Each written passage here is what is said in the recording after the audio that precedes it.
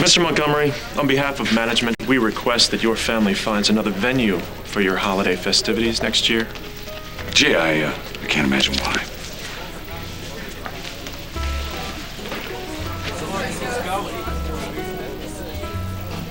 What are you gonna do about Kendall? Well, Slater, what happens with my family is really none of your business now, is it? You're mistaken. Everything to do with Kendall is very much my business. Greenlee, please let me talk to you. Get out. In order, Kendall, you don't need to be here. You can't leave. Watch me. No, please don't go. I said leave. You have to listen to me. I don't have to do anything. I did this for you. I got it, Kendall. Okay, this is between us. No, it's not. Greenlee, listen to me. Listen. I love you. Please, please let me help you understand. Please don't leave me. Until the day of the divorce, I'm still her husband. So what are you gonna do? Well, I don't have a lot of options now, do I? I can't very well erase the lie that Kendall told Greenlee, now can I? What do you expect me to do?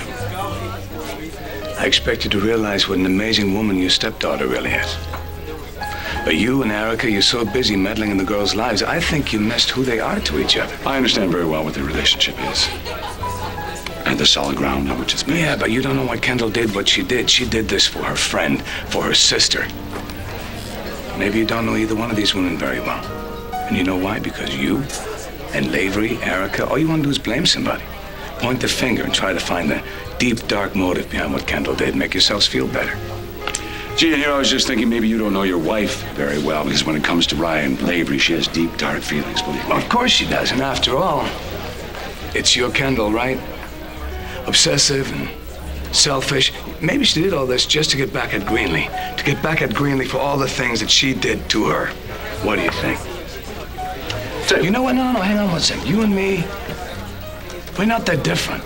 And not just because we both hate Ryan Lavery, but because we both have a little bit of a problem forgiving people for what they've done to us. But maybe Kendall is different. Maybe Kendall is better than both of us.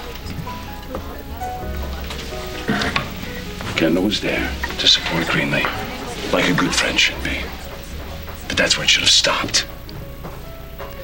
And I was there when Kendall decided to carry this child. And I fought her, believe me. Well, obviously you don't have a whole lot of influence on your wife. Yeah. And Greenlee gave her way out more than once. But Kendall decided to go through with it. Sure she did, because she wanted to have Lavery's baby herself. She wanted to give Greenlee the one thing that you wanted more than anything in the world. My daughter had no idea what she wanted, because she was too busy grieving for her supposedly dead husband and the child she lost. Sure, and who was there to help her? Not you, not me, not anyone else in this selfish town. But Kendall, she couldn't bear the thought of her friend, of her sister, bearing this pain, the pain of losing the last piece of her husband. That's why she did this. Made sense to me. And you're smart, man. Come on, just get past your preconceived notions of what family is and what friendship is, and you'd see it too. You, all of you guys. You should be helping Kendall right now. Give her some comfort and appreciation for the sacrifice that she's made. But no, here you are. Here you are and your narrow-minded family. And all you can do is tear her down, take away the last piece of dignity she has left. And why is that? Please, Greenlee, I'm your sister, remember? I'm going back to my old philosophy. Family's worthless. Get out, Kendall. You're not helping. No, Greenlee, I did this for you. I did this because I love you. You love me? You hear that? It's true. Listen to her, Ryan. Doesn't she sound like she actually means that? She sounds just as sincere as you. In fact, God, you both are so good. I have to keep reminding myself of who you were when you came to this town. I mean, you could never take the con out of the man. And you once hated me more than anyone in the world. Couldn't you have just locked me in another tower or tossed me in a pool? It would have been so much easier. At least with your enemy, you know where you stand. No, it's not like that anymore, and you know it.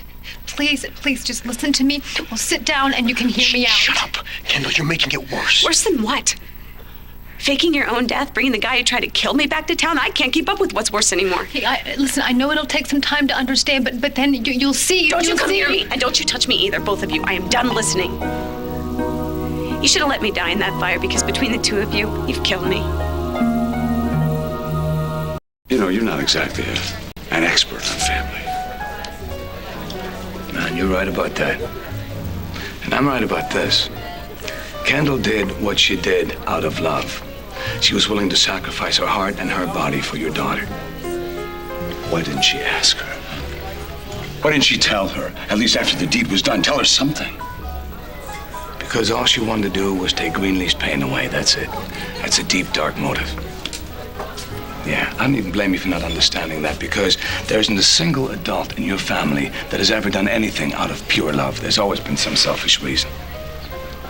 Hey, all you have to do is look to your own wife for proof of that. Please, Greenlee, think about how far we've come together. I've become a better person because of my friendship with you.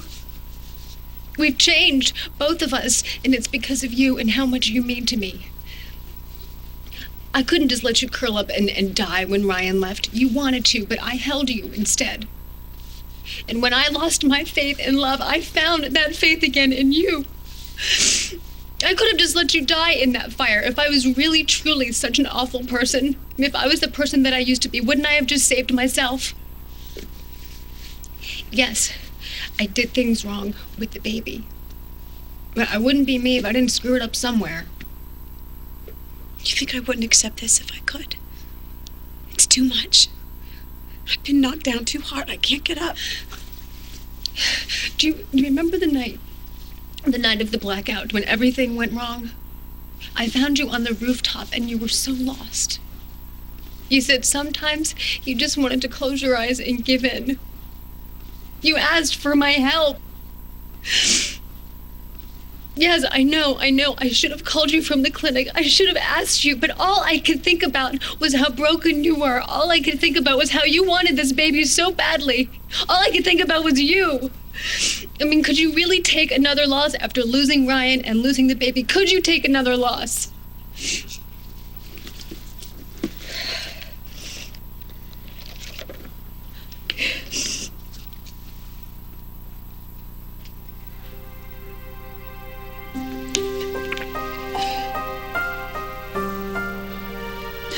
This is my hour.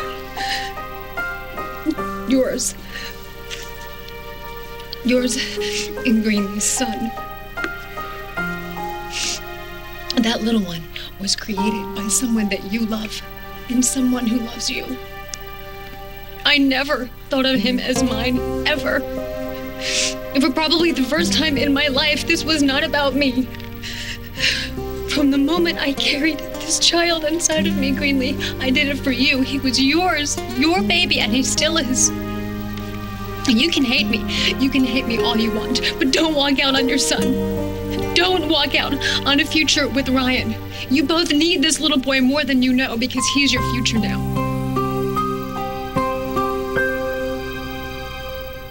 You tell me what you want, Greenlee. You want her to go? She'll go. If you want her to stay and talk, then she'll stay and talk. Just let me know and I will make it happen. I want to trust you.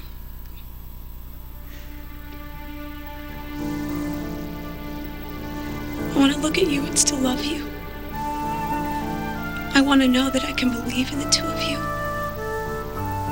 You're the two people who meant more to me than anyone in my life. I want to go back to when I had a future. You still have a future. No, I don't. You stole it.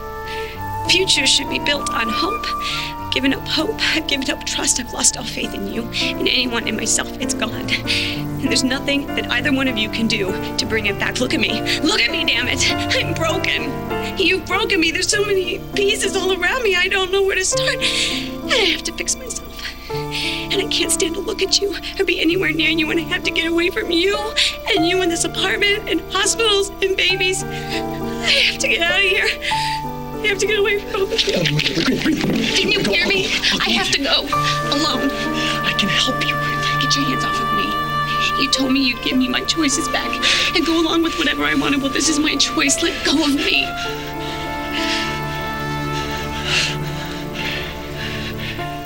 If this is what you want.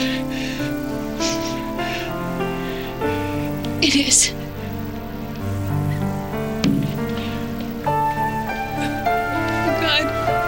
God, Ryan, I'm sorry. I'm sorry. I'm so sorry. Don't you get it? Leave us alone.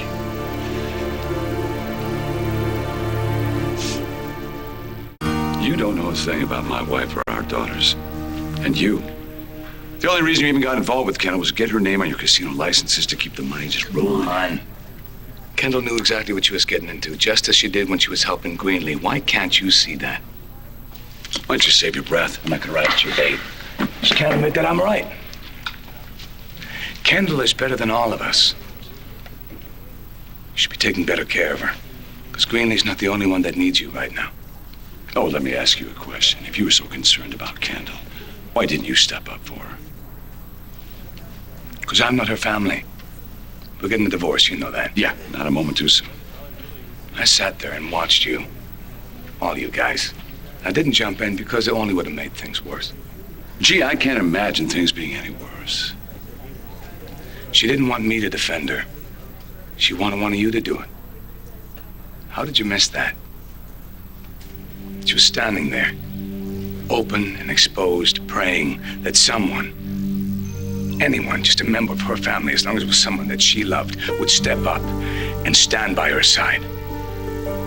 Give her honest, unconditional support, the same kind of honest, unconditional support that she's been giving Greenlee ever since Ryan took off. How did you miss that?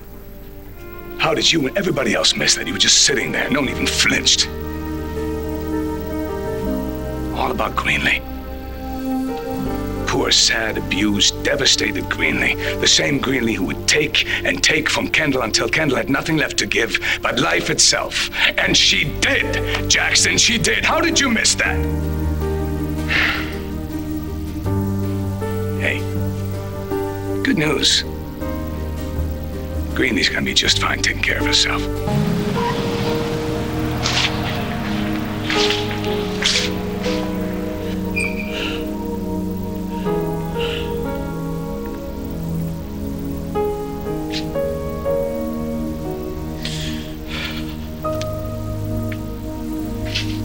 What about the baby that Kendall is carrying? How's your family gonna accept him with open arms? We'll cross that bridge when we come to it. Maybe you should start crossing that bridge right now. After all, it's a lavery. Are you gonna hold him and love him like you did Miranda? Or are you gonna turn your back on him because of who his father is and how he was conceived? Why don't you go to hell, Slater?